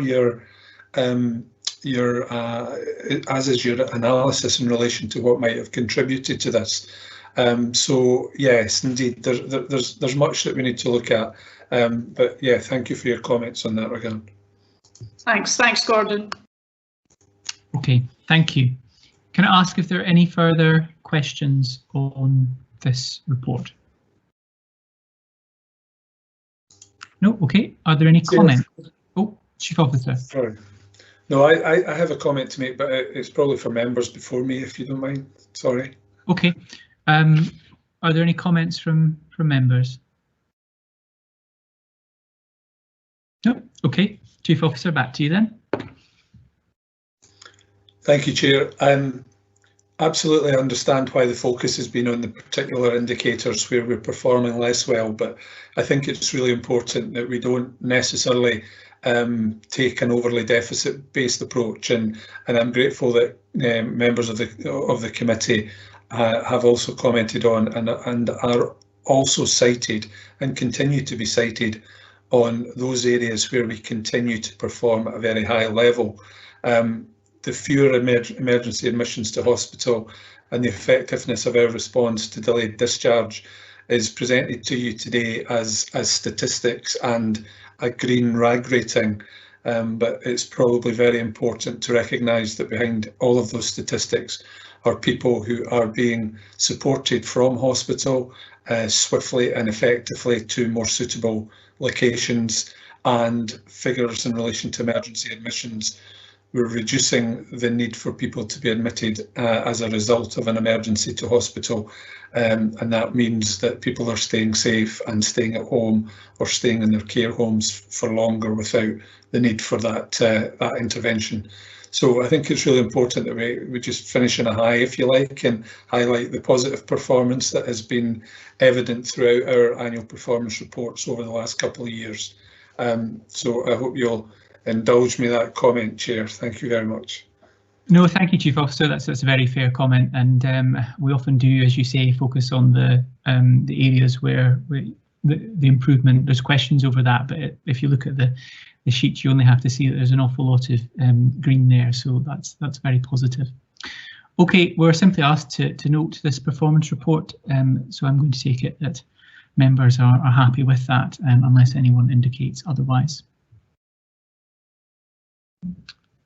Okay, right, and just finally then, there are a number of documents there for noting. The work plan going for work plan for 2020-2021, the work plan for the year ahead, and then also the record of attendance. I'll just take those together. Are there any questions or indeed comments on any of those? No. Okay. As you'll see there, dates of future meetings as well. Just before we conclude, I also wanted to raise about the annual report for the Audit and Performance Committee, which was circulated to everyone. Apologies again for the fact that it's been so delayed, just due to various COVID-related issues. Assuming that everyone's happy to agree to that, we can now proceed with the report for the last year, and simply for completeness, I know there were 2 comments raised by Mr. Erskine, and we'll ensure that they are incorporated. If anyone has any other issues, I'd be grateful if they could pass them to me, but in the absence of those, can we take it that that is agreed? Agreed. Okay, thank you. And just to reassure everyone that as soon as we get to the end of this financial year, we'll start work as soon as we can on the annual report for the current financial year that we're in at the moment. That's all I wanted to add on that. Just finally, I'd like to ask if any of the members would like to take the opportunity of private discussion with the Chief Internal Auditor. Nothing from myself, Chair. Okay, no issues from anyone to raise? Okay, with that, well, I'll thank you all for your attendance today, and the date of the next meeting is the 21st of June, and we look forward to seeing you all there, and we'll see you all again on Wednesday for the IJB itself. Thank you, everyone.